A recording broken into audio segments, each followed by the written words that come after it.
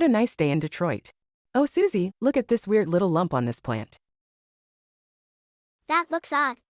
I think that might be an insect-induced plant gall. What do you mean, Susie? What's a gall? A gall is a growth on a plant, caused by an insect after they lay their eggs on the plant, and those eggs are covered in proteins and enzymes. The egg will hatch, and then the plant responds by sending resources and nutrients to that area where the egg was laid, forming a tumor-like structure around the egg. Once the egg hatches, the larval insect will develop inside the gall until it is ready to emerge as a fully grown adult. I didn't know that. So it's like a wart for plants? Well, Grandma, not completely. You're right that it is a sort of irritation and that it does look like a wart. But they're more like incubators that baby bugs grow in.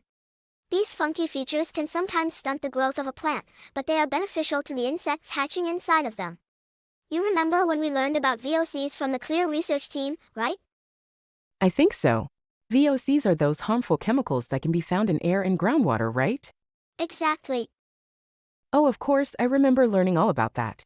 So, what do they have to do with these funky-looking plant parts? Like you said, VOCs can be found in groundwater, usually because of nearby landfills. Yuck! When a plant absorbs the groundwater into its roots, it absorbs those VOC vapors too.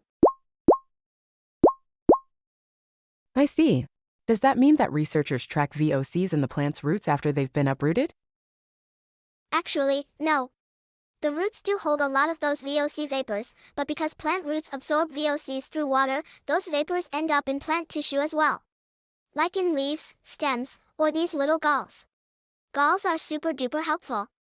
They actually pick up way more contaminants than other plant tissues. According to research, these little lumps can be great pollution detectors. Wow, this must be a pretty important topic. So, are you saying because a plant sends extra nutrients to the spots that insects lay their eggs, extra VOCs end up being sent there too? Yep, that's correct. The galls are sort of like a sink for high amounts of resources and nutrients to collect, so naturally, you can find a high concentration of contaminants in them too. The gall actually holds thousands of times more nutrients than any other part of the plant, even more than its fruits, seeds, or flowers. Oh, well, that makes sense. Who would have known those tiny little lumps could hold such a great deal of information? So, Susie, what do you call this process? The process is called phytoscreening, and that's what CLEAR's Project 1 is all about.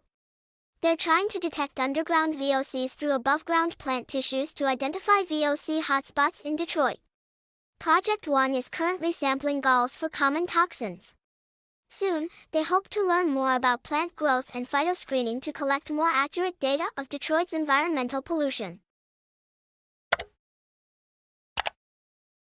So far, it's been found through the CLEAR team's research that neighborhoods with a higher amount of Black citizens, college students, abandoned buildings, and rented units have higher amounts of risk, so this connects to environmental justice issues, too. Wow, using living plants as detectors. That's pretty interesting. I know, right?